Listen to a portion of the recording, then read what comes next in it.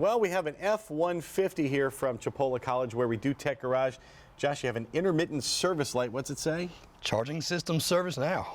All right, so that means we've got, what, an alternator problem, battery, or a wiring problem. But here at Tech Garage, we don't just take a guess at it. We're going to diagnose it properly. We're going to get this F-150 fixed and back on the road.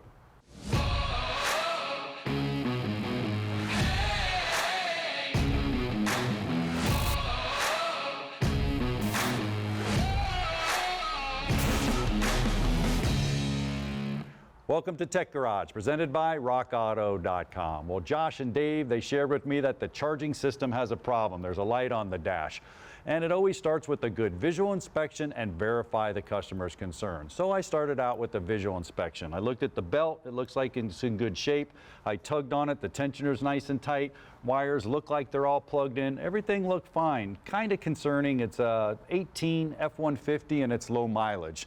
So what are we going to do? Well, we're going to verify the customer's concern. And I'm going to warn you, it's a smart charging system. Well, what does that mean? I'm going to show you in a little while, but watch this, old school. You can see it's 12 volts here, and I got Benjamin inside the car. So Benjamin, go ahead and crank it up. And what you see, it went up to 13. So right off the bat, you might think, well, that's a good thing. Well, that's not the case with these smart charging systems. It defaults to about 13. That starter took 400 amps to start the car. This thing should be putting out about 14 or 15. So let me show you what I found. Watch the meter. I'm going to come down here and wiggle the wire harness. Oh, and when I wiggle the wire harness, you can see it. Oh, there it is, 14. I can wiggle it. I got an intermittent problem here in the connection. That's not going to be too much of an issue. We can actually get a connector and fix that. But the key is you got 13 volts. It rose up when we started the car. That's good, Benjamin.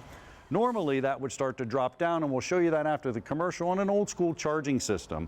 Now what we're going to do is go ahead and get a plug like this here and just replace the whole plug. That's not a problem. Let me show you about this new charging system. This is pretty cool. So on this one, it's a smart charging system. Ford uses these for years, and you can see the alternator down on the bottom.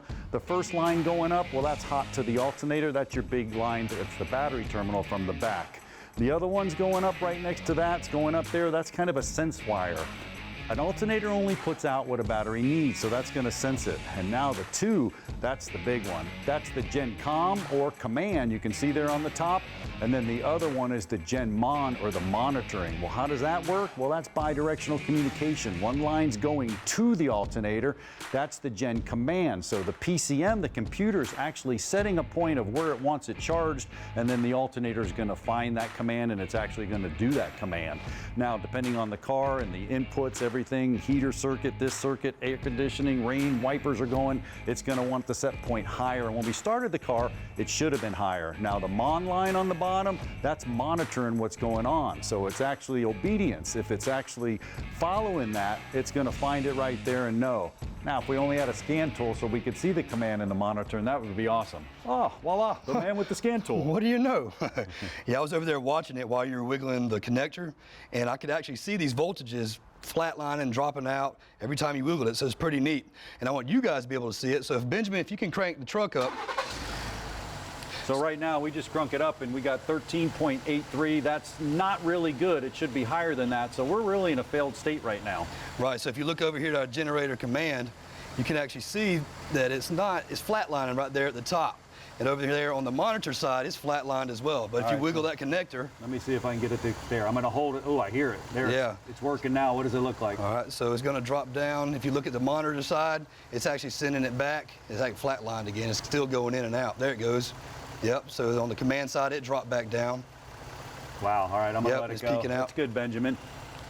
So the deal is, on the actual command side, it's just going to be blips a little bit here and there. You're not going to be able to do this unless you have a fancy scan tool. And then on the monitor side, you'll get some feedback if you're a shop out there. So just be careful when you're watching this.